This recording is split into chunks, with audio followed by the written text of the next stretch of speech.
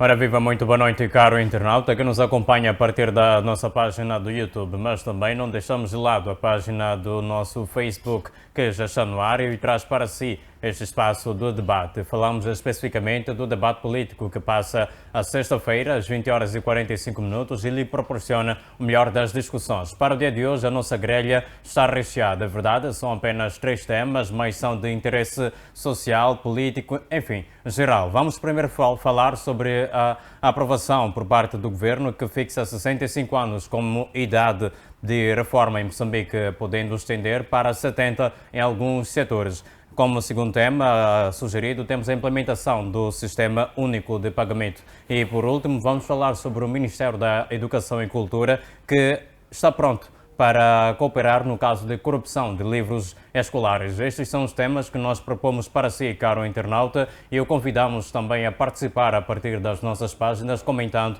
e, de certa forma, também enviando mensagens para nós, sobre maneira que as suas inquietações também cheguem àquele que tem a faca e o queijo na mão. Caro internauta, sem mais delongas, que comece o debate.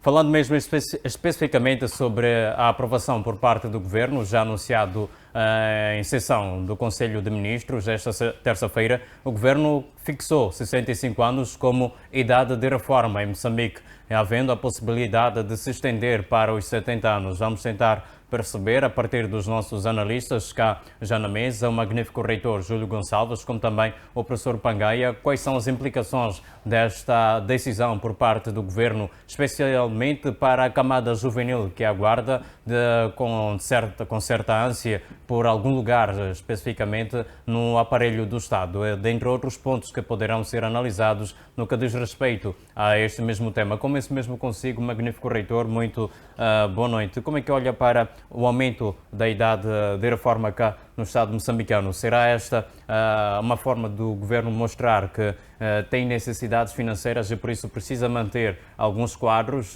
por mais que sejam um bocadinho mais velhos daquilo que se estava acostumado, ou é uma necessidade do mesmo alinhar as políticas de Moçambique àquelas que são as internacionais? Muito boa noite, tem também um espaço para a apresentação dos pontos prévios.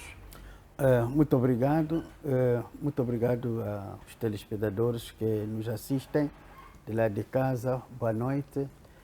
Antes de tudo, permita-me que eu saúde o meu colega painelista, o Dr. Pangai, e assim na qualidade de moderador deste interessante tema que mais ou menos nos faz aqui sentar, fazermos uma pequena reflexão em conjunto. As minhas saudações. O primeiro ponto de referência, neste caso, o ponto prévio, eu queria enfatizar a realização de uma conferência dos partidos de libertação da África Austral, que está a decorrer em Tanzânia, na escola de liderança Mwalimu Julius Nyerere, em Kibar, mesmo em Tanzânia, uns quilômetros de Dar es Salaam. Esse evento para mim é muito importante porque os países, os movimentos de libertação da África Austral, como sabem, neste momento está chegando a sua segunda, terceira geração no âmbito da liderança. Porque tivemos aqueles que na década de 60 estiveram em frente de combate para a libertação dos seus países. Depois os países atingiram as independências de várias formas e a seguir foi o momento de reconstrução. Hoje em dia já estamos a encontrar a terceira geração. Então já os desafios são diferentes relativamente àqueles que tinham sido definidos a quanto do início do desenho do papel libertador em relação hoje. Os desafios são diferentes. Naquela altura pensava-se que o caminho melhor para desenvolver os países, principalmente da África Austral, era o caminho de socialismo científico. Mas mais tarde foi-se ver que não, o socialismo não é o melhor caminho, vamos para uma democracia. Hoje já estamos a falar de uma democracia multipartidária. Entretanto, são desafios diferentes. Eu queria saudar e louvar essa iniciativa. Aliás, aquela escola está na República Unida da Tanzânia como um espaço, mas aquela escola é mesmo para todos os países da África Austral. Tenho a honra, a grande honra de dizer que a abertura daquela escola de liderança da África Austral, dos dirigentes da África Austral, eu fiz parte do primeiro contingente. Entretanto, foi uma experiência muito bonita e dali já estão a decorrer várias formações. Ali não é só política, a ciência também está lá. Relativamente ao primeiro tema, aqui eu quero dizer o seguinte. A decisão do governo de Moçambique de fixar 65 anos como idade de reforma na função pública, antes já era dito como a idade de 30 anos, faz parte de uma reforma do sistema de aposentação no nosso país. Essa mudança traz consigo algumas vantagens e também apresenta as suas desvantagens. Devo dizer que, numa análise assim,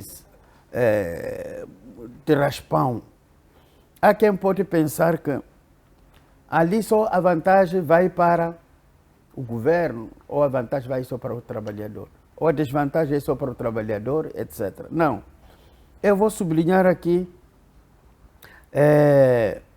4 vantagens importantes sobre essa decisão. A primeira vantagem é a maior sustentabilidade do sistema de pensões.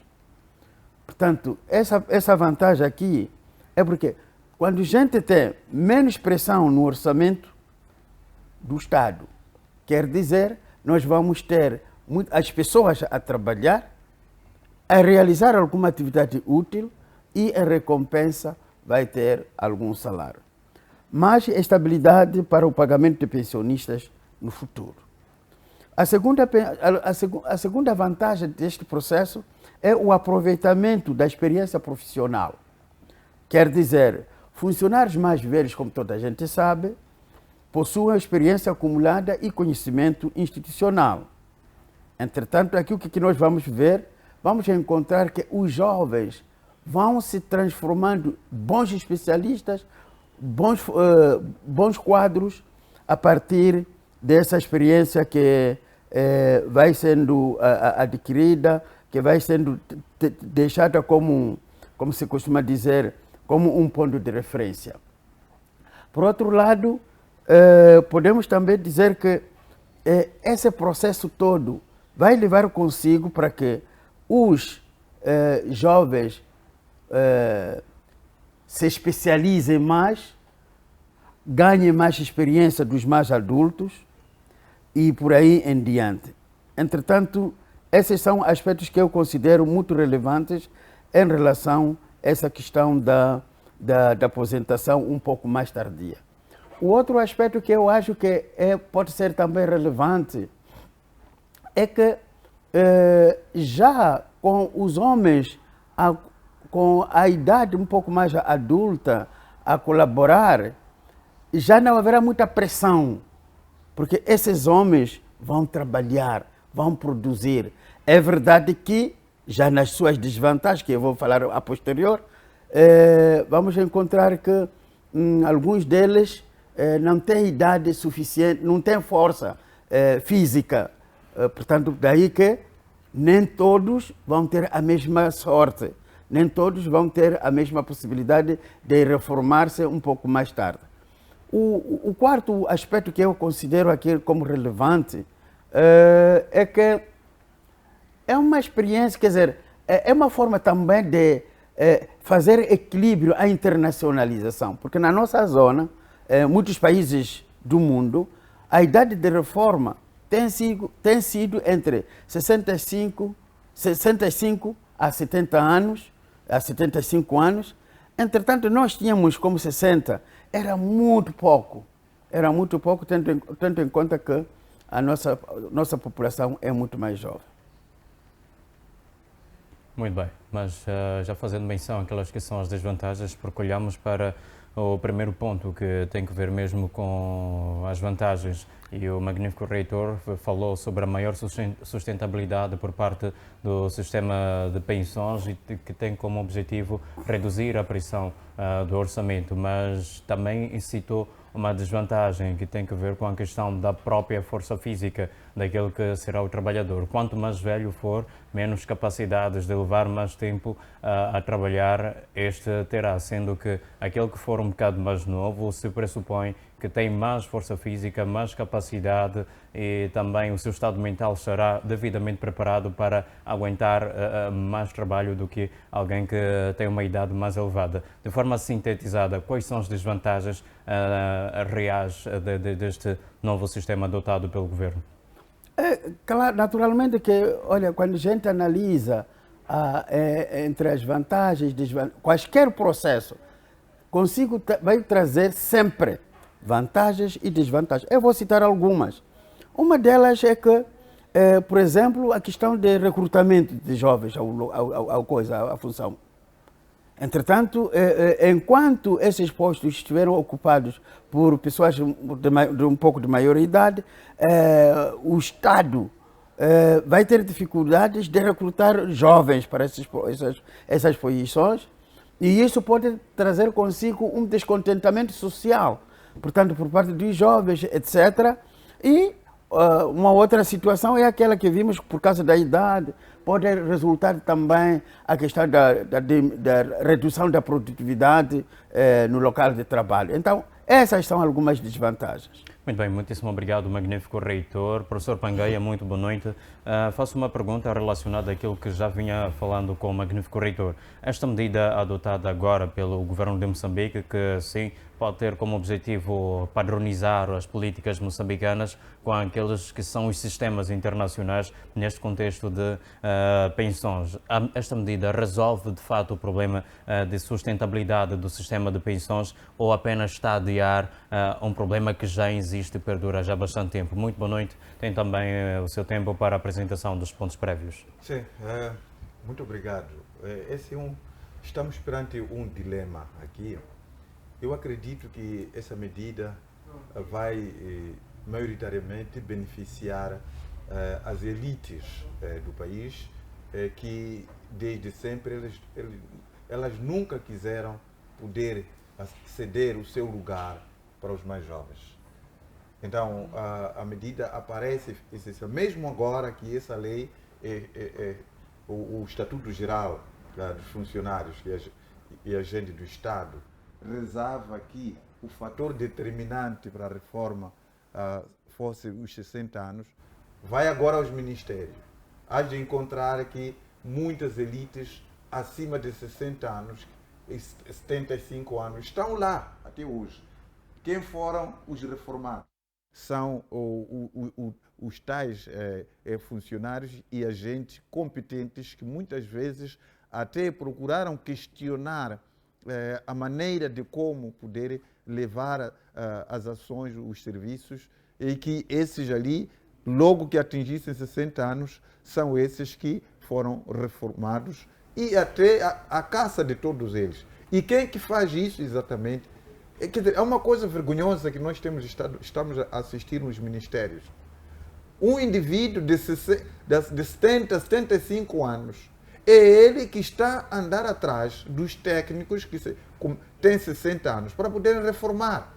E eles não têm vergonha de poderem andar atrás dos funcionários, maioritariamente aqueles que levam a cabo os serviços dos próprios ministérios, mas são esses que foram varridos por esse estatuto dos funcionários, que tem um fator determinado dos 60 anos.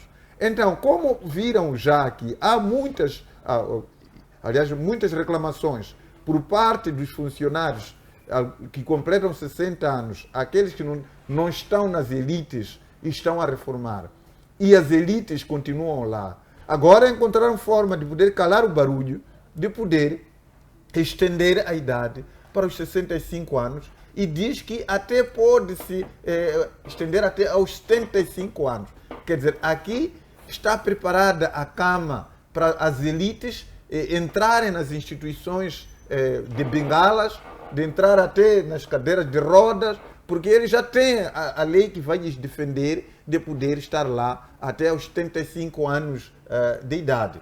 65 é o limite e depois diz que ainda pode haver a possibilidade de poder estender aos 75 anos. Quem serão esses que vão estender aos 75 anos? Realmente são essas elites que não querem sair da função pública e que estão lá pura simplesmente para poder passar uma vez por semana, às vezes, e o resto do tempo estão em casa. Então, é a situação atual que estamos a encontrar. Temos uma grande desvantagem nisto aí, para casos de jovens, que, sobretudo há setores que têm jovens, maioritariamente jovens formados nessas áreas, e que estão à espera de poder encontrar uma vaga na instituição, mas não podem. Está lá essa vaga ocupada por um antiquérrimo que já não tem competência para poder realizar essas atividades, porque nunca aceitou ir à formação, atualizar a formação que tem. Por isso, se for a ver, vai encontrar que esses antiquérrimos foram formados há 20 anos ou mais, nunca voltaram mais à carteira, tem medo de poder sentar na carteira, não leu nenhum outro livro depois dos 60, depois de 20 anos passaram para poder ter coisa. E temos que perceber que um indivíduo que se forma e fica 5, 10 anos sem formação, esse indivíduo voltou analfabeto. Não tem como, porque os conhecimentos hoje são obsoletos. Eles deterioram-se na medida do tempo. E não pode alguém ousar de dizer, por exemplo, que é licenciado, que fez a licenciatura há mais de 10, 15, 20 anos atrás e achar que ainda é licenciado. Então, esses antiquérrimos, geralmente, eles nunca querem voltar à carteira. Por quê? Porque estão aí rodeados de várias mordomias e começam a ver se param para poder ir incrementar os seus conhecimentos. Acreditam que aqui o lugar, ao deixar vago, vão meter o outro funcionário e ele ficará a perder. Essa é a razão que nunca querem ir ao treinamento. E, por conseguinte, temos essas situações que as instituições públicas hoje, quando tiram um determinado decreto, porque os decretos passam necessariamente por uma proposta saída do Ministério, e são esses técnicos que foram formados há mais de 20, 30 anos, que estão lá, que já não têm conhecimento algum para dar seguimento a esta questão. Agora, eu acho que essa lei deveria ser seletiva em termos de setores. Por exemplo, o setor da educação e o setor da saúde. Aí, efetivamente, o país não deveria se ousar de poder reformar um professor catedrático, que o país, neste momento, não tem tantos catedráticos assim. Um setor da saúde, onde não temos especialistas em diferentes áreas da intervenção de saúde, e ser reformado porque atingiu 60 ou 65 anos de idade.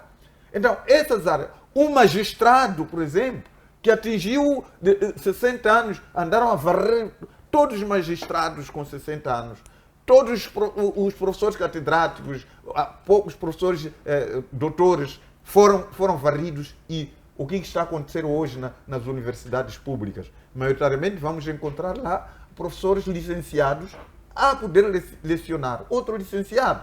Então, essa questão aqui não poderia ser extensiva. Deveria, sim, poder pautar por algumas áreas que devem, efetivamente, garantir com que possa progredir. Na medida em que o país for a conseguir profissionar muitos professores catedráticos, então, nessa altura, já dá para poder dizer que não, a idade limite tem que ser 60 anos. Porque temos outros catedráticos aí à espera para poder entrar. Temos outros aí especialistas em cirurgia, temos especialistas em diferentes áreas ali que estão à espera para poder ocupar essas vagas. Aí sim, mas generalizar, qual é a vantagem de pegar um gestor de recursos humanos, por exemplo, que completou 60 anos e depois prolongar para que ele fique 65, 75 anos, quando temos muitos jovens formados nessa área e inclusivamente jovens que têm novas estratégias de gerir pessoas nas organizações.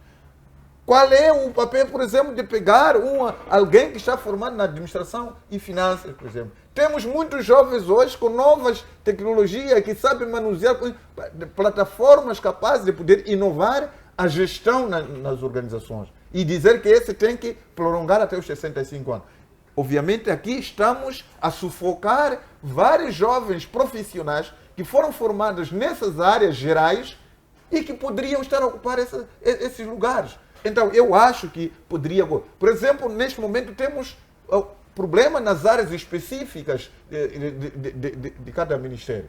Engenheiros, por exemplo. Durante muito tempo, o país não formou tantos engenheiros assim. E temos poucos engenheiros nas instituições. E são esses que, paulatinamente, são... Mas, neste momento, por exemplo, temos já muitos licenciados nas áreas de engenharia. Mesmo assim, poderia-se repensar sobre esse setor. Então, eu acho que a medida deveria ser seletiva, verificar. Mas como o Ministério da Administração Estatal e Função Pública não tem tempo de poder fazer essa pesquisa, eles poderiam pesquisar quais são as áreas que efetivamente precisa-se de poder alongar a idade de reforma. E na sua percepção, quais são essas áreas? Para mim, já tinha me referido aqui, o setor da educação, o setor da saúde, o setor da magistratura. Mas esses setores devem prolongar o trabalho por parte do trabalhador ou devem continuar? Os especialistas nessas áreas, na educação, estou a falar, por exemplo, de um professor catedrático, estou a falar de professores doutores. Quantos professores doutores que esse país tem para poder garantir a formação nas universidades? Muito poucos. Então, o que está acontecendo neste momento? Está saindo nessa situação de licenciado e mestrado e estar a reformar professores doutores. O que nós queremos no ensino superior? Olha, por exemplo, há universidades, por exemplo, como a Universidade Politécnica, ela tem estado a fazer uma formação em parceria com as outras universidades lá do Ocidente. Os professores que vêm de lá, você não vai apanhar nenhum professor doutor. Olha, um e o outro, mas maioritariamente são professores catedráticos que estão a vir aí a poder dar essa parte pedagógica. Então, o país não se pode ousar de reformar professores catedráticos, professores doutores, enquanto ele sabe de que os professores doutores e os professores catedráticos que o país tem não conseguem cobrir as necessidades de lecionação em todas as universidades. Então, essas áreas em que se o Ministério da Função Pública e a Administração da Administração Estatal e Função Pública, se tivesse feito algum TPC para poder analisar quais são as áreas em que, neste momento, nós não devemos poder reformar com essa idade e eles devem prolongar, teria feito um bom TPC. Mas são preguiçosos. Muito bem. Eles não têm como poder lá chegar. Mas olha, eu tive que dar a coisa. O problema é que se eu tivesse que pegar o meu ponto prévio, ia desconectar com a intervenção do magnífico reitor aqui. Exato. Eu tenho um ponto prévio. Há extrema preocupação com relação aos últimos pronunciamentos do senhor Justino Mondlane relativamente aos 19 milhões de meticais que foi denunciado no Gabinete Central de Combate à Corrupção de ter o Forquilha ter recebido esse valor. O senhor Justino Mondlane, acho que foi num debate aí da televisão que houve ontem ou antes de ontem, chegou a trazer novos dados com relação à recessão dos 219 milhões por parte do Forquilha, o atual presidente do Podemos. Então, eu acho que o Gabinete Central de Combate à Corrupção deve reabrir esse processo, porque na altura, segundo o Gabinete Central de Combate à Corrupção, arquivou o processo porque não havia dados suficientes para avançar. Mas agora que aparece o senhor Justino Mondlane a poder trazer novos dados, já é momento do Gabinete Central de Combate à Corrupção para poder ir atrás desse processo. Em face desse novo pronunciamento que ontem foi feito na televisão, acho que foi na tua televisão, que apareceu essa questão, o senhor Justino Mondlane. Então, um dos membros do CAD, na altura que estava a funcionar, que acabaram juntando-se com Podemos, não é? Então, era importante que esse caso não se deixa assim. Por quê? Isso afeta diretamente naquilo que é a questão das eleições no nosso país. Não se pode deixar uma situação dessas, havendo, neste caso, novos dados que estão a aparecer. Está arquivado não porque está morto, mas se aparece, neste momento, alguém a poder trazer novos dados, o Gabinete Central de Combate à Corrupção deve ser instado a poder ir atrás desse assunto. Outra questão tem a ver com a inauguração hoje da ponte CAS Maputo-Canhaca. Foi inaugurada hoje uma ponte maior do mundo, como foi dito, não é? Uma ponte maior do mundo que liga Maputo-Canhaca com uma extensão de 1 km, cerca de 1 km, e que vai beneficiar a população local, para além de turistas. Temos que lembrar que Canhaca tem cerca de 6.000 habitantes, não é? E uma área turística e que provavelmente vai resolver os problemas da transitabilidade das 6.000 pessoas que vivem naquela ilha. A ponte custou, segundo o que foi dito hoje na inauguração da ponte por Sua Excelência Presidente da República, Daniel Francisco Chapo,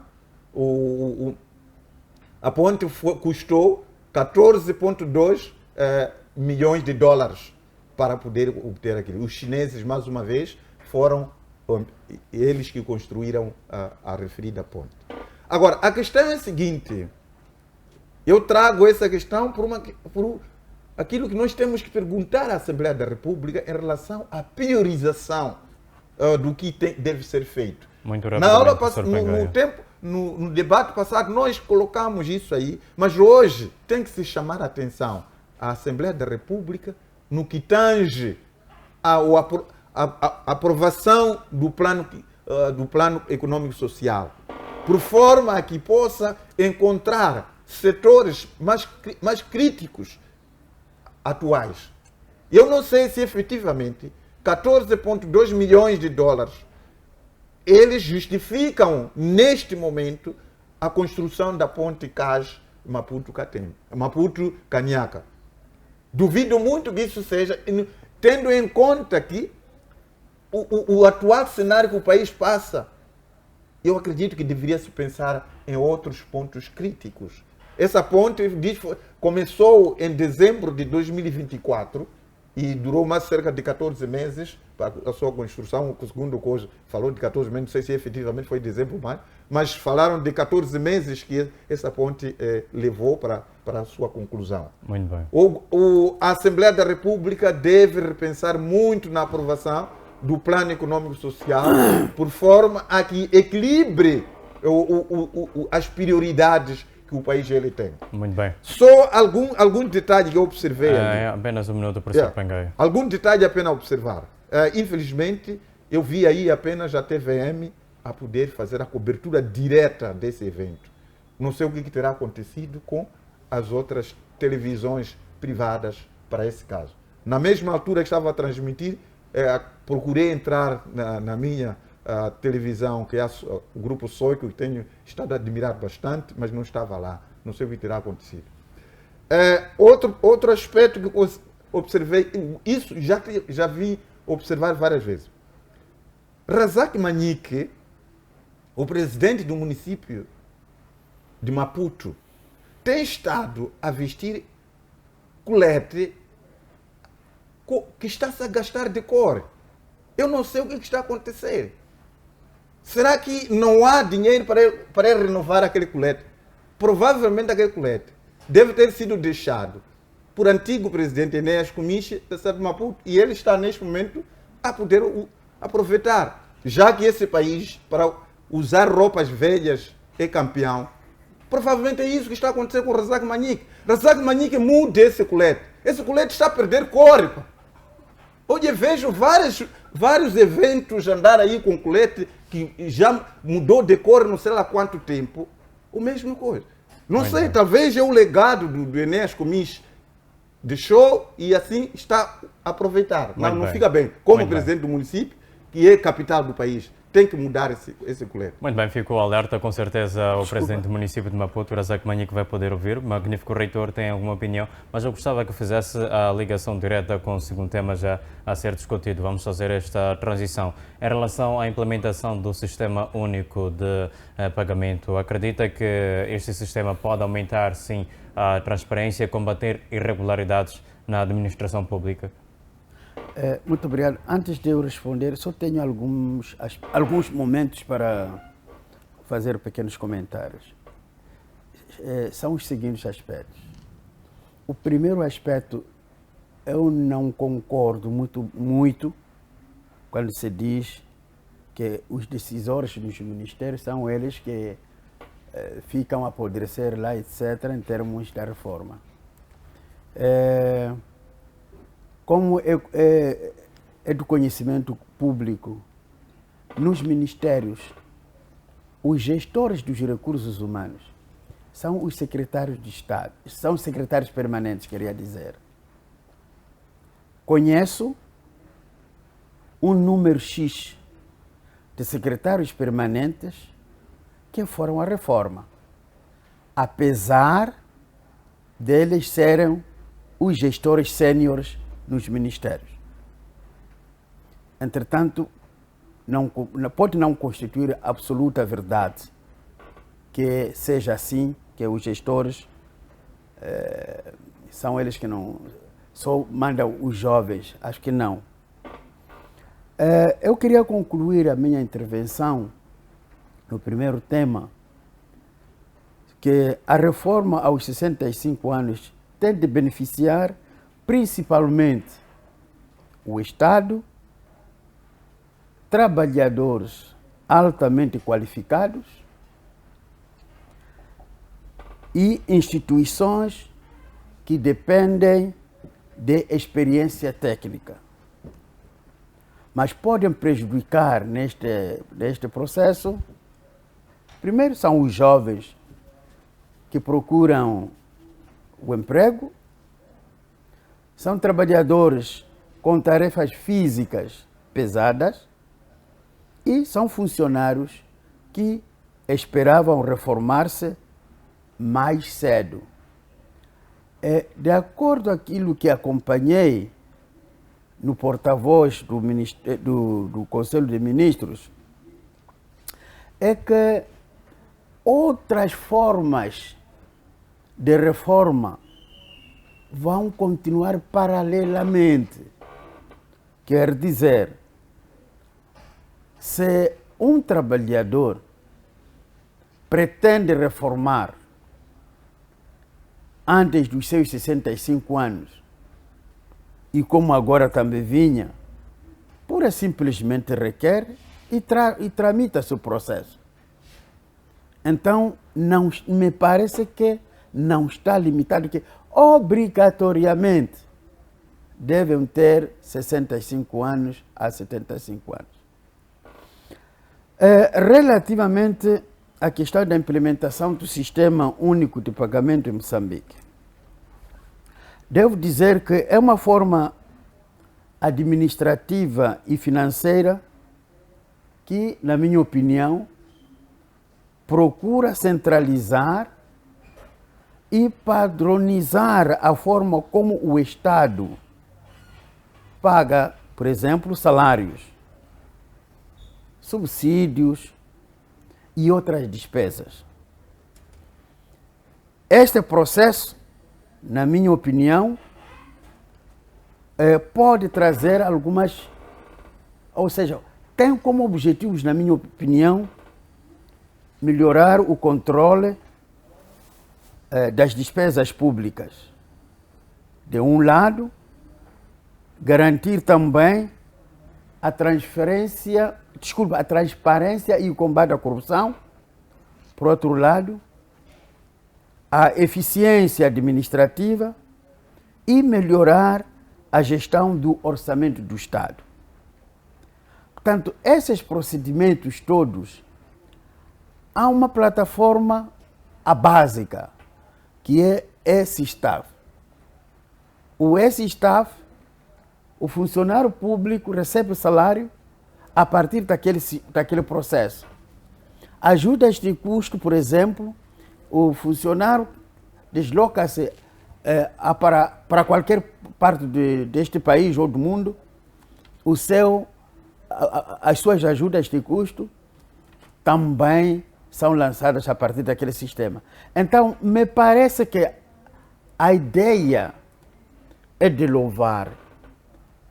Ora, como todos nós sabemos, que quem anuncia o computador sozinho não consegue auto-operar-se. É o homem que opera o computador. Por isso que temos que fazer tudo por tudo na seleção de quadros para esse tipo de serviço, para a realização desse tipo de serviço. Porque é um serviço que me parece ser de maior responsabilidade e com características específicas de que o não bom acompanhamento podemos provavelmente ter problemas mais sérios do que os hoje existentes. Falando em problemas hoje existentes, acredita que esta medida, o magnífico reitor falou também sobre o combate à corrupção, a mesma é capaz de combater aqueles que são chamados funcionários fantasmas, que muito recentemente foram relatados no aparelho do Estado? Sim, eu acredito que sim. Se esse sistema funcionar tanto quanto está desenhado, me parece que vai reduzir muito significativamente, porque dizer que eliminar é quase impossível. Por quê? Porque ainda há vestígios em todos os setores. Tu podes querer que no setor X eventualmente não exista nada, mas chegando naquele sítio, podes notar que afinal não é muito bem assim. Até setores de muita relevância. Obrigado, magnífico reitor. Há uma pergunta que eu gostava de fazer, mas daqui a mais um pouco, após falar consigo, professor Pangaia. Esta centralização do pagamento vai melhorar a questão do controle financeiro ou criar novos riscos de centralização do poder? Sim, é o seguinte, as principais características desse sistema, portanto, o pagamento instantâneo que vai ser colocado no país, portanto, o sistema único de pagamento, ele tem como características a integração de bancos e carteiras móveis, e que vai permitir transferência em tempo real entre contas bancárias, carteiras móveis, como M-Pesa, Emola e M-Cash.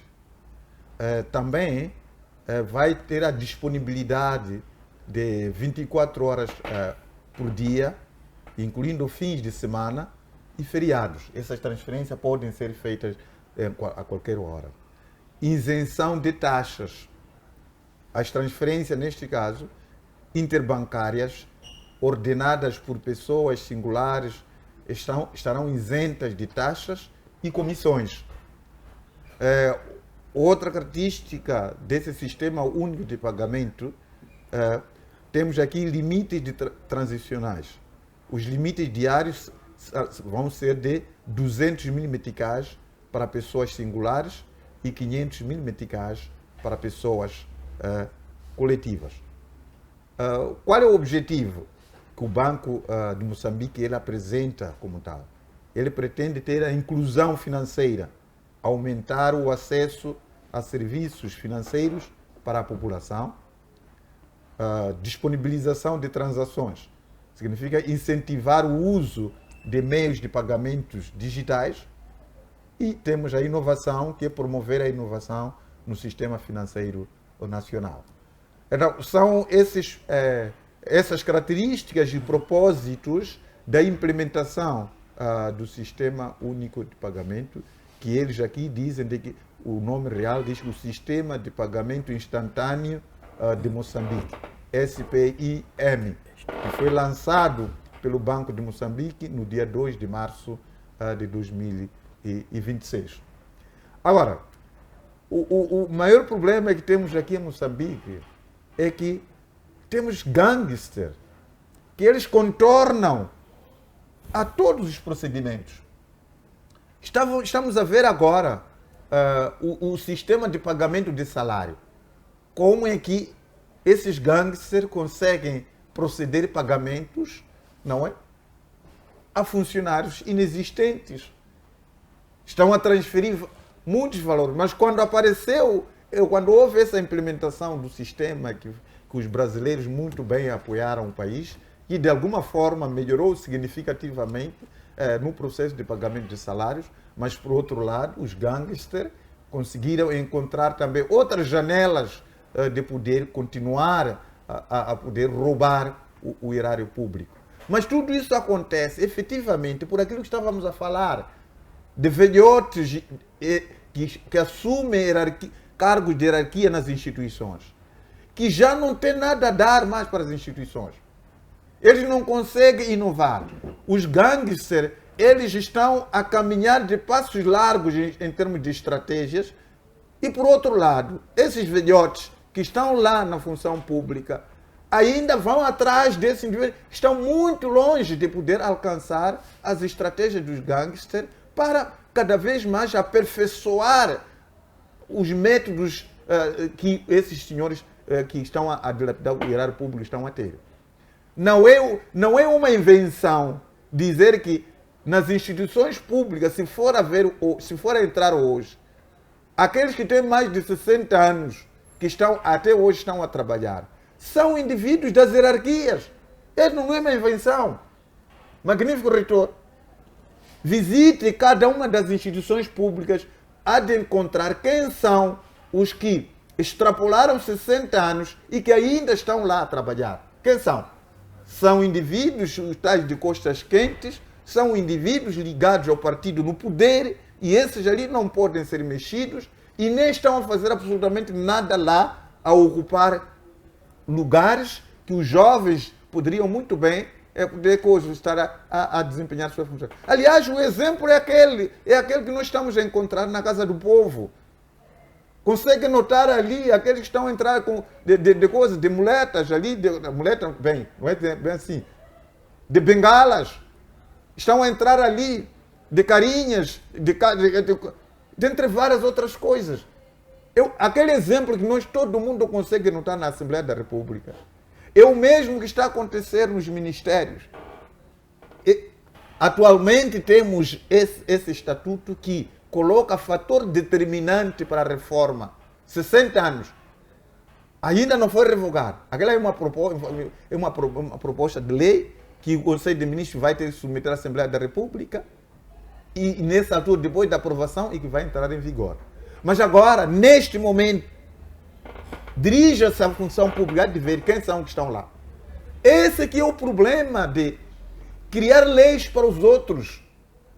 Aqueles que são os privilegiados, eles não podem ser responsáveis por isso. Então, é muita pena. E olha, eu não sei se o governo conseguiu notar isso. Normalmente, depois dos 60 anos, há vários setores que efetivamente não podem continuar lá, independentemente das competências que ele tiver, não sei lá o que, mas já há áreas em que, nessa altura, há uma diminuição significativa do estado físico da pessoa. Então era preciso que essa medida fosse seletiva, alcançar até os 75 anos na função pública, para todas as áreas. Eu acho que isso não é correto. É verdade que diz que a reforma no país é de 35 anos de serviço. Aquele que estiver a trabalhar e completar 35 anos de serviço continua ainda a poder reformar. Essa é uma reforma voluntária. Completou 35 anos, solicita que eu quero reformar.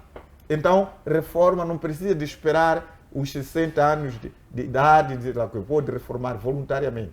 Mas aqueles que não querem largar o osso, mesmo sabendo que a área da atividade que está a cumprir, existem tantos outros jovens que estão à espera ali, vai manter-se até os 65 e vai querer ainda ficar até os 75. Mas normalmente quem vão prolongar isso, mais uma vez, são as elites que não querem. Só para terminar, o único político que ele, quando sentiu-se que a idade já estava a atacar, disse publicamente que, olha, eu abandono agora a área política, vou passar a minha vida, é Marcelino dos Santos. Marcelino dos Santos, chegou o momento, eu lembro-me num jornal, que saiu até num jornal domingo, a levantar a mão, a dizer que, olha, eu já atingi uma certa idade e, por conseguinte, retiro-me da arena política e vou fazer a minha atividade. E deixou um recado dizendo que vocês que estão a ficar, respeitem o povo. Recordo muito bem disso. Mas desde lá até agora, nenhum outro político apareceu para poder despedir-se do povo voluntariamente. Estão ali, todos os dias estão a se envolver na cena política e, em alguns casos, até a manchar a sua reputação, que deveria muito bem manter-se calado, a cuidar dos netos, bisnetos, mas nada disso, estão ali em frente. Deixem a área política para os jovens, para os outros também. Digam, renunciem também como Marcelino dos Santos fez. Marcelino dos Santos é o único até agora. Mas todos vocês não querem. Muito bem. Muitíssimo obrigado, professor Pangaça. Vou fazer uma pergunta que eu peço que respondam em pelo menos 1 ou 2 minutos. Quando a sua intervenção falava sobre a inclusão que este mesmo sistema único de pagamento vai então garantir, considerando também que vai ser instantâneo. Mas como é que se pode garantir que esta digitalização dos pagamentos não exclua funcionários que se encontram em zonas rurais com pouca possibilidade de chegar então a mecanismos de tecnologias? Olha, temos neste momento a questão aqui, porque se fala das plataformas de M-Pesa, M-Cash, Emola, é o que está a expandir. Não há outra forma que neste momento o país pode usar, tendo em conta que esses preguiçosos não querem instalar os bancos em todos os distritos, não é? A única forma que as populações rurais estão a ter neste momento são essas plataformas. Quem são os preguiçosos? O Conselho de Ministros, não é? Não precisa de poder apontar, não conhece. Não conhece que o Conselho de Ministros atual são preguiçosos? Não sabe. Não, ok, já é muito bom. Se calhar não está a viver neste país. Nós que estamos a sentir na pele pelas decisões que eles tomam. Por exemplo, essa questão dos 65 anos generalizado. Só cabeças ocas podem tomar isso. Porque nós temos muitos jovens que estão assentados à espera em áreas em que estão formados que poderiam se dar lugar a esses. Obrigado, essa medida devia ser seletiva, não no geral. Então, a população rural vai se beneficiar, sim, porque ela não conseguem usar via banco, não sei o quê, mas essas telefonias estão cada vez mais a estender-se até as zonas rurais, enquanto esses preguiçosos vão começando a instalar bancos nos distritos, nas localidades. Eles sempre andaram atrás. Por quê? Porque não querem meter sangue novo nas instituições. Esses jovens são pensadores. O país, neste momento, tem muitos jovens inovadores, mas infelizmente estão sendo impedidos para poder participar no desenvolvimento deste país. Por simplesmente, quando esses jovens tentam fazer alguma coisa, vão lhes impedir. Aquilo que aconteceu no Estrela. Mas não tiveram... Nós estamos à espera da mesma ação que fizeram no Estrela. Mais uma vez estamos a repetir isso. Façam isso nesses senhores que têm patrimônio muito distante daquilo que eles recebem, que têm como rendimento. Entre nesses patrimônios, nesses palácios que eles estão a construir. Muito bem. Pergunte lá onde eles arranjaram esse dinheiro. Obrigado, Sr. Pangai. Muitíssimo obrigado, magnífico reitor. Desculpa, só queria... Sim? Quero me perguntar, queria mesmo fazer uma pergunta, mas pode fazer a ligação direta, obviamente. O professor Pangai falava aqui sobre o fato deste mesmo sistema abranger até mesmo a população rural e garantir que o salário chegue de forma devida. Então, pode-se considerar que a questão do atraso salarial pode estar minada? Ora, antes de eu fazer esse comentário desta pergunta, permita-me que eu diga o seguinte. É preciso pensarmos de forma mais acadêmica, mais humanizada, mais com alguma ética. Os bancos de Moçambique, esses bancos que estão aqui, o único banco que é do Estado é o Banco de Moçambique, o resto são privados. Então, não são os tais... Qual é o nome que diz? O Conselho de Ministros, como é que é? Não vou repetir essa questão. Como é que ele disse uma palavra? Já não esqueci. precisa, se esqueceu é melhor continuar com o seu fio diga, de pensamento. Continue com o fio de pensamento, reitor. Ajude-me. Então, não posso perder coisas. Essa questão aí de querer ouvir, me diga, sabe muito bem, só que não quer dizer, porque Nada, sabe... queria ouvir é uma essa questão, palavra, já esqueci. Não quer assumir o reitor. Porque as palavras pejorativas eu não consigo memorizar. Não fui educado assim. Entretanto, não é o Conselho de Ministros que determina a abertura de uma agência do BCI, do BIM, sei lá, do Moçambique, do Standard Bank, em qualquer ponto deste país. Incentiva o setor privado. Entretanto, o governo, o Estado faz, incentiva o setor quem faz privado. esse processo são os próprios gestores sêniores, Conselho de Administração, etc., os sócios, os acionistas, são os que determinam a abertura, a criação de uma agência em qualquer parte deste país. Então, era só para ajudar as pessoas aí em casa, que é um erro grave e não pode se permitir que um acadêmico como ele se auto-intitula, não é? Que não saiba coisas básicas, elementares como essas. Relativamente à questão do pagamento de salário utilizando esses meios, Mcash, etc., não é solução definitiva, é uma solução intermédia. Por quê? Porque este país ainda temos alguns sítios que o sinal da Movitel, da Vodacom e da Temcel ainda não está chegado, ainda não chegou. Na verdade, para que esse sinal possa lá chegar, há um trabalho que já foi feito e está sendo feito, que é a expansão da rede, da rede elétrica nacional ou outras fontes de energia elétrica. Então, tem que ter lá.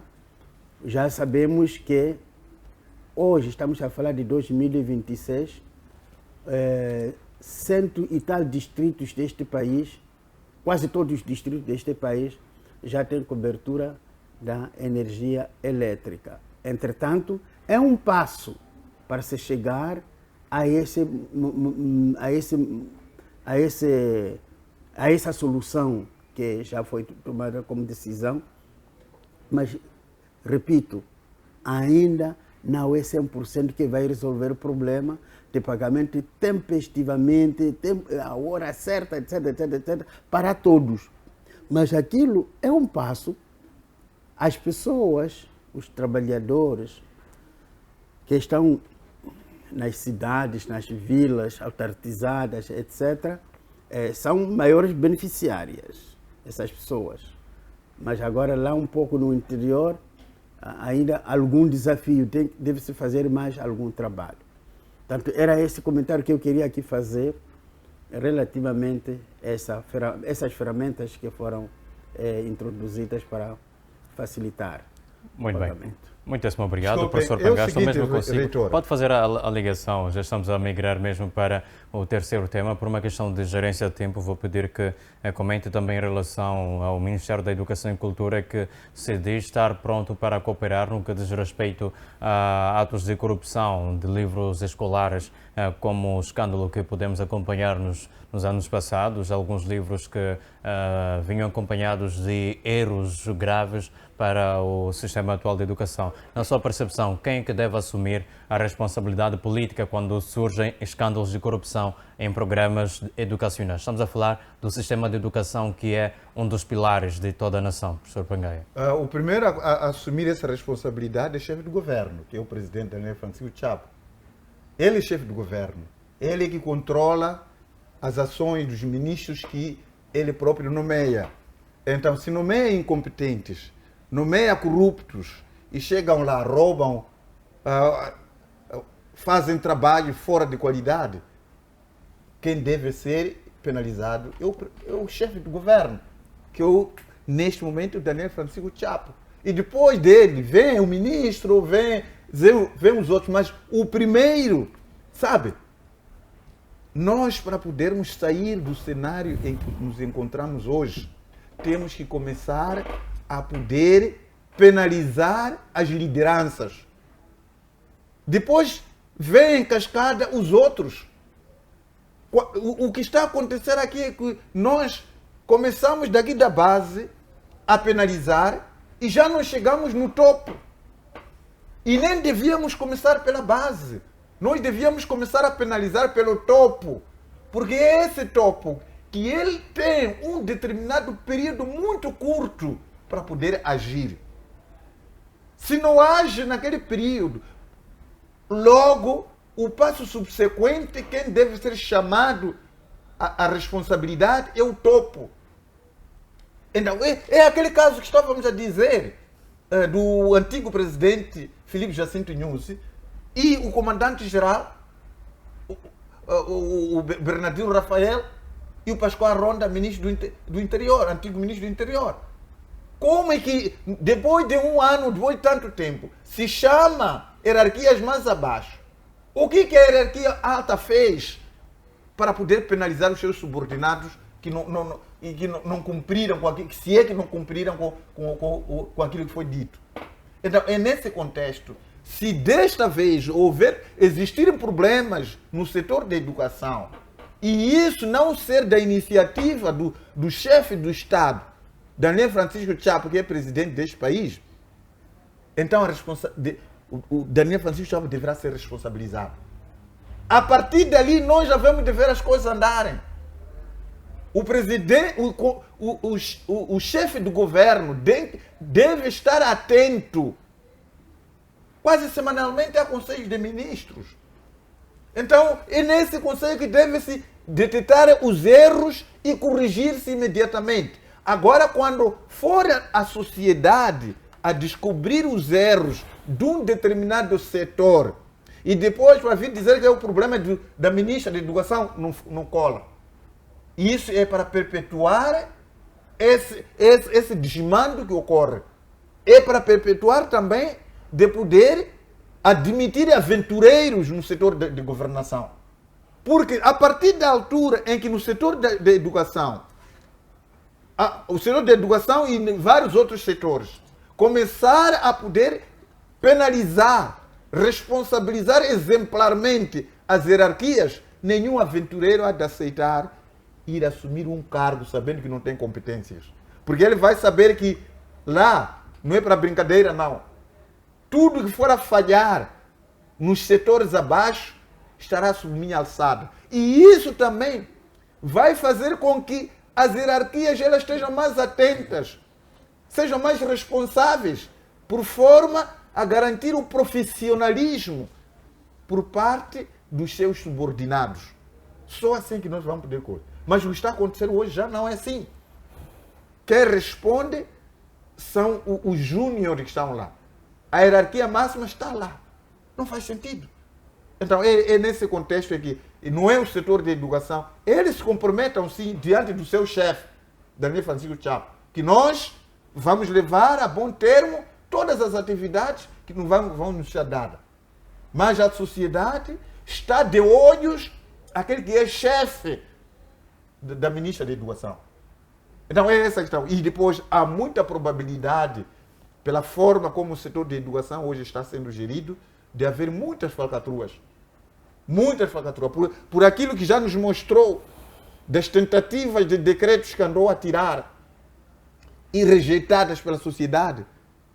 Não, esperemos. Por exemplo, até agora, muitas escolas, o tal livro escolar está onde? Quantas escolas, em termos de percentagem, já recebeu o tal livro escolar? E quem é responsável por isso? Há onde dizer guardas cheias, mas já províncias novas cheias. Há onde dizer que, porque não sei lá. Quer dizer, justificativas assim, sem nexo. Então, o país não pode continuar a aceitar que seja gerido pelos aventureiros.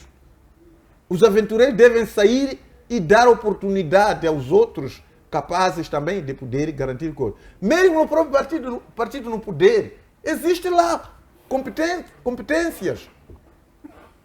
Se não quer dar, se o partido no poder não quer dar oportunidade às outras competências que estão nos outros partidos, então que busque as competências que o partido no poder Frelimo tem, porque são muitos que estão lá. Mas infelizmente, esses ali não são chamados. São chamados aqueles que diariamente estão apenas para poder falar coisas bonitas, que nem o magnífico reitor também aqui. Em todas as suas intervenções, tende apenas de poder elogiar, amassar, colocar ouro onde não deve existir. É exatamente isso. Mas isso não está, magnífico reitor, a fazer isso. Não está a contribuir para a sociedade. Não está a contribuir mesmo para o próprio partido no poder. Não está a contribuir. O partido no poder não precisa de elogios agora. O partido no poder precisa sim de poder ser chamado a atenção para poder retirar os incompetentes que nomearam ou infiltraram-se, que estão lá, que estão a trazer vergonha para o país inteiro. Não pode ser assim. Eu odeio muito a todos aqueles que estão toda hora a poder falar coisas bonitas, como se tudo corresse bem neste país. Isso aí é maldade. É maldade até para esse governo. Porque esse governo vai se orgulhar a dizer que está a fazer bem, quando na verdade não. A gente, quando está aqui a criticar, não é por acaso que eu coloco essa bandeira aqui. A bandeira está no meu coração, não está aqui no casaco, não. Eu sinto por este Moçambique. E quando vejo alguém a destruir a casa onde todos nós estamos lá, e depois continuar a elogiar essa pessoa, é maldade. Eu estou dentro de Moçambique. Estou a ver alguns concidadãos que estão dentro desta casa aqui em Moçambique, a destruí-la. E eu continuar aí a poder elogiar essas pessoas, não estou a fazer bem. Porque amanhã eu também estarei fora do coisa, estarei no relento. Então, eu não estou a dizer que temos que criticar por criticar. Vamos criticar aquilo que efetivamente mostra-se que está a destruir o nosso país, está a destruir a nossa casa. Moçambique é nossa casa, Moçambique é nossa cama. E por conseguinte, não podemos deixar qualquer um, seja irmão, seja sobrinho, seja quem, que entende começar a destruir a casa e nós ficarmos de braços cruzados. Para amanhã todos nós estarmos ao relento, apanharmos sol, chuva e tudo. Não funciona. Esse é um desabafo que eu estou a fazer. Muito bem, muitíssimo obrigado, professor Pangueia. Magnífico reitor, estou mesmo consigo. Desculpe, há uma coisa que estava a dizer. Muito a questão do coisa, o que faz com que os bancos comerciais, eles não possam estender-se até os distritos, até as localidades, são as políticas absurdas, políticas monetárias absurdas que o Banco de Moçambique tem estado a criar dia após dia. Rogério Zandamela, está a impor aos bancos comerciais para poder ter uma reserva obrigatória, absurda, nos bancos, no Banco de Moçambique. E nesse caso, os bancos acabam não tendo capital suficiente para poder abrir novas sucursões em outros locais. Então, é por essa razão, reitor, que eu estou a dizer que o governo está a criar essa condição de os bancos comerciais não possam estender-se até lá. Porque para eles poderem se estender lá, o capital tem que justificar. Mas é esse capital que obriga os bancos a poder ter uma reserva acima daquilo que são as rendas que esses bancos têm. Como eles vão abrir novas sucursais? Não tem como. Obrigado, então é o governo que está a impedir a extensão de vários outros bancos até os distritos. No dia em que corrigirem essa questão da política monetária que o Banco de Moçambique tem estado a ter, são muitas coisas que o Banco de Moçambique está a fazer. Essa questão das taxas de juros, que poderiam ser baixas para permitir que o empresariado, os jovens empreendedores pudessem pedir empréstimo. Infelizmente ninguém pensa nisto. O que se pretende é acumular dinheiro. E outra coisa. Muito rapidamente, professor Pagaia. O dinheiro que se dá para poder colocar lá como reserva obrigatória está no sistema SWIFT. E quem está a usar o nosso dinheiro são os gestores desse sistema. Que até quando nós vamos pedir empréstimo, estamos a pedir o próprio nosso dinheiro. Porque nós nos obrigam a poder guardar uma quantidade que supera as nossas capacidades. Não podemos mexer quando chegarmos naquele limite. Por que não podemos mexer? E quem está a usar... Você, quando está com seu dinheiro guardado no banco, será que esse dinheiro não está sendo movimentado por aquele que é dono do sistema? Neste momento, quem está a movimentar o nosso dinheiro, dessas reservas obrigatórias, são os donos desse sistema que estão a gerir coisas. E são os mesmos que nós vamos poder pedir emprestado. O que eles fazem? Pegam o nosso próprio dinheiro, nos emprestam. E é por essa razão que, sem cabeça no lugar, aderimos essa história do Fundo Soberano. Você vai guardar dinheiro enquanto as pessoas estão morrendo de fome, para depois ir pedir empréstimo ou de outro dinheiro e pagar juros altos, para além de... E nós estamos a fazer isto. Obrigado, professor Pangaia. Muitíssimo obrigado. O magnífico reitor estava mesmo consigo, mas o professor Pangaia sentiu a necessidade de prolongar mais um bocadinho a sua intervenção. Mas no que diz respeito mesmo a este terceiro tema que discutimos, que o Ministério da Educação e Cultura manifesta sim vontade em dar seguimento com o caso da corrupção dos livros escolares, para que se descubra quem de fato está envolvido nisto, quem deve ser responsabilizado. Na sua percepção, como é que se pode garantir que os fundos destinados tanto às escolas como também aos alunos, no que diz respeito aos livros escolares, possa de fato chegar a eles? Muito obrigado. Mas antes de eu responder, eu só quero tranquilizar o Dr. Pangaia. Eu não sou uma pessoa como você. Também nunca podemos ser iguais. Eu tenho a minha consciência bem limpa. Eu estou psíquica, moralmente são. Não tenho nenhum tipo de perturbação mental, como alguns costumam vos comentar aí. Mas esse Pangaia, ele está bom. Então eu estou são. Eu não ponho óculos de madeira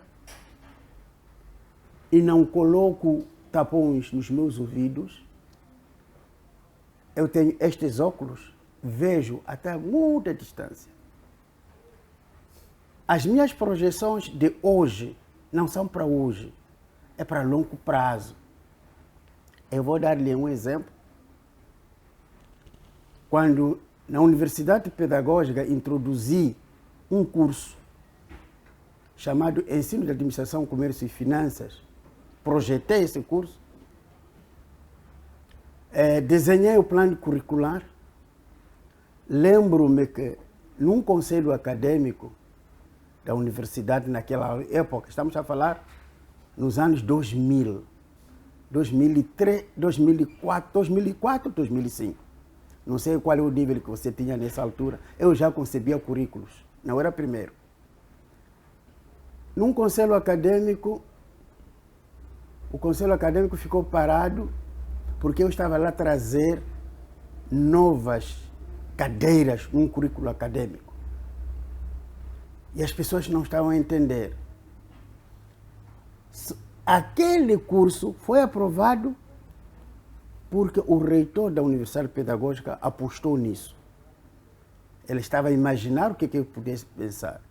A dito e feito, ajudou bastante o Ministério da Educação na introdução de cadeiras extracurriculares, como educação em saúde pública, a informática, empreendedorismo, etc. O meu curso é que tinha. Na Universidade Pedagógica não tinham essas cadeiras. Os que saíram daquele curso não foram 100% úteis para o Ministério, não. Mas uma grande parte foram contratados para introduzir os currículos aliás, as cadeiras extracurriculares no processo de ensino-aprendizagem do Ministério da Educação. Então, eu não vejo agora. Entretanto, eu não posso, nem devo, dizer que, neste país, os 128 ou 29 distritos que o país tem, não tem energia. É que tem. Eu não posso dizer, por exemplo, que este país, a educação não expandiu. Porque expandiu. Em todas as províncias do país, todas. E até alguns distritos, temos lá universidades. Então, essa realidade, eu não posso não dizer. Com pena de que alguém inconformado por alguma questão vai dizer que eu estou a engraxar. Eu não estou a engraxar. E, aliás, aqui onde nós estamos, que fique claro, telespectadores, cada um traz a sua visão. Ninguém é dono da verdade absoluta. Eu penso assim. O telespectador que está em casa pensa também da sua maneira. O meu colega, idem. Então, aqui ninguém pode julgar que ele fala melhor do que o outro.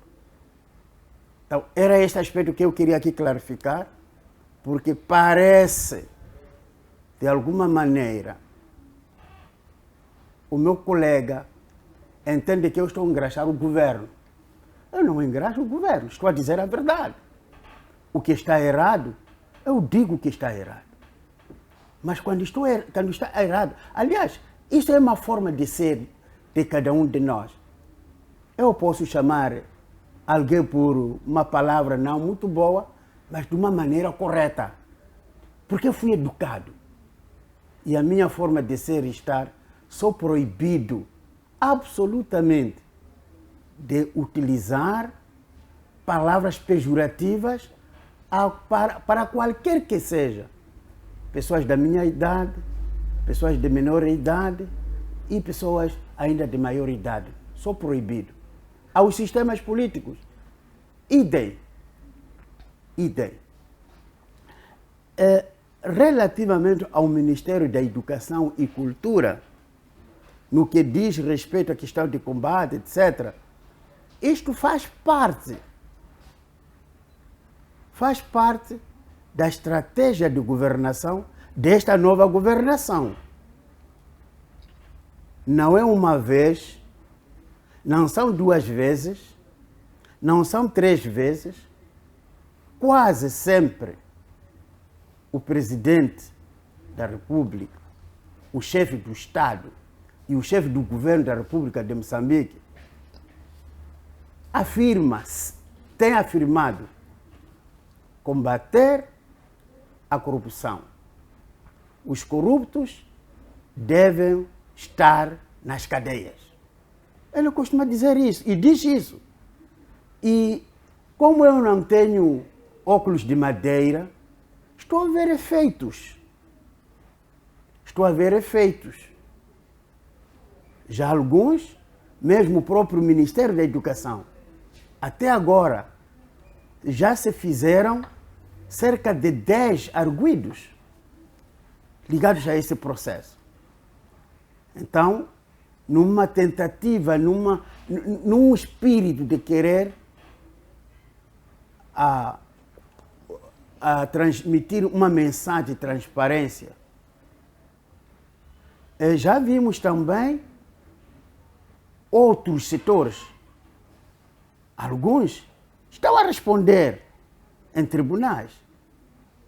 Agora, que cada processo obedece a algumas normas básicas. Posso não concordar muito bem que o presidente da República, quando vê um processo, tem que mandar... Não. Há um processo. Há um processo que tem que ser observado. É preciso identificar o problema, dar às pessoas investigação, investigar seu processo, dar a possibilidade às pessoas o contraditório. Há aquelas questões que são apanhadas em flagrante delito. Este é um assunto. Já vimos alguma vez, no passado, teríamos constatado, podia ter sido, mas não me lembro agora, um administrador ser detido com um grupo de pessoas. São efeitos esses.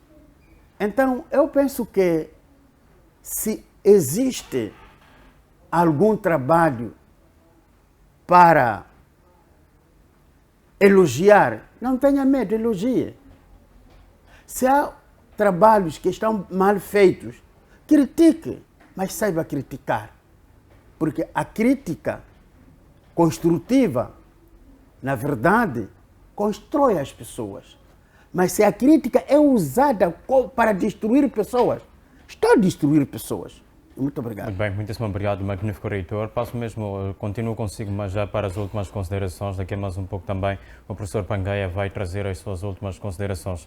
Magnífico reitor, em relação mesmo a este último tema, qual é a mensagem que estes escândalos no sistema de educação transmitem à sociedade no que diz respeito à gestão deste mesmo setor? Sim, as minhas últimas considerações em volta do Ministério da Educação, eu penso que as medidas que estão sendo implementadas no Ministério da Educação devem ser abrangentes para todos os níveis. Quero dizer que, por exemplo, numa escola, temos que começar também a induzir as pessoas às boas práticas da transparência, de combate à corrupção. Há problemas na escola, ali, na escola secundária, na escola primária, ali na creche. Identifiquemos, penalizemos, tomemos medidas adequadas, mas sempre no espírito de que, enquanto ainda o assunto não foi julgado, passado pelo julgado, não é? Ainda o indivíduo é inocente, coisa de sua inocência, e merece, portanto, ser salvaguardado a sua imagem. Obrigado, magnífico reitor. Professor Pangaia, estou mesmo consigo. Vai encerrar então esta edição do debate político com uma pergunta: entre sustentabilidade financeira, transparência institucional e combate à corrupção, qual é que deve ser a prioridade absoluta do Estado moçambicano? Temos a questão da corrupção. Esse é que é o grande problema que o país tem, mas isso é sustentado pela impunidade. Nós podemos ter sustentabilidade, a questão financeira bem colocada, mas enquanto tivermos esses senhores que dia após dia estão a dilapidar o erário público e estarem impunes, não há como podermos conseguir ter a tal sustentabilidade financeira. E nem como poder austerizar a produção que nós possamos ter. Por isso, o grande problema que o país neste momento está a enfrentar é a corrupção e essa questão da impunidade que está a ocorrer. É preciso que se resolva essa questão. Em termos de jeito de conclusão, nós vamos poder apelar àqueles que tiveram a sorte de estar no governo, de poder mudar a mentalidade. Mudar a mentalidade no sentido de buscar novas competências para que elas possam entrar na função pública e dinamizar o profissionalismo e que se requer na função pública.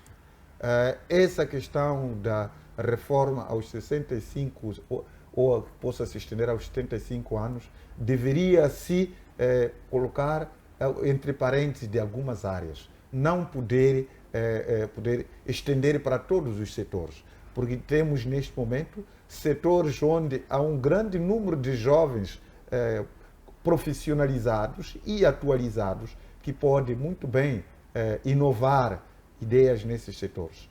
Então, naqueles que, como por exemplo, a magistratura, a medicina, a educação, onde não temos quadros ainda, em grande maioria, que estejam a disputar esses lugares, então nós poderíamos manter esses quadros nesses lugares. Não vale a pena essa questão de poder abrir para todos os setores. Eu acho isso injusto, porque efetivamente existem áreas em que já temos quadros capazes que podem substituir aos atuais quadros. E sobretudo as hierarquias. Os dirigentes devem aceitar que já não são capazes de poder continuar com essa cruz. Deem também oportunidade aos outros. De exemplo, Marcelino dos Santos foi o único que voluntariamente se retirou na arena política. E vocês também procurem fazer o mesmo. Então, seria, no cômputo geral, pretende-se que haja honestidade de que esse país precisa de ser conservado para garantir que todos nós possamos habitar nele e nunca um dia nós estarmos aqui novamente caídos na colonização. Aliás, já estamos a ser colonizados, que através de aceitação de várias doações, acabamos entregando o país. Muito bem. Muitíssimo obrigado, professor Pangaia. Agradeço também a si, magnífico reitor, mas é claro, como sempre fazemos menção, agradecimento especial vai ao caro internauta que nos acompanhou do princípio até o final deste que foi o debate político. Como bem pode perceber, caro internauta, falamos primeiro sobre a decisão do Governo anunciada pelo Conselho de Ministros, mesmo esta terça-feira, como já é habitual, por Inocêncio Impissa, que é porta-voz do Estado moçambicano, que o mesmo fixa 65 anos como idade de reforma em Moçambique, que podendo estender para 70 em alguns setores. Defende o professor Pangaia, como também o magnífico reitor, a necessidade de que alguns setores sejam, de certa forma, privilegiados, isto é, alguns sim podem ter o limite já previsto, mas outros um bocado, mas outro tema discutido por nós foi a implementação do Sistema Único de Pagamento. Dentre as várias intervenções, foi defendido que o mesmo poderá sim ajudar não só a reduzir a questão de atraso salarial, mas também ser abrangente para áreas rurais. E por último, falamos sobre o Ministério da Educação e Cultura, que está pronto para cooperar no que diz respeito à resolução dos casos de corrupção de livros escolares. Esta foi a edição do Debate Político de sexta-feira. Nós nos despedimos com a promessa de voltarmos na próxima semana com mais temas a serem arrolados nesta mesa. Caro internauta, nós já vamos, no entanto, reformulamos o convite para a próxima sexta-feira, nesta mesma mesa, com mais temas com os nossos analistas. Fique bem, ou melhor dizendo, fique com Deus e tenham um final de semana abençoado. Até lá!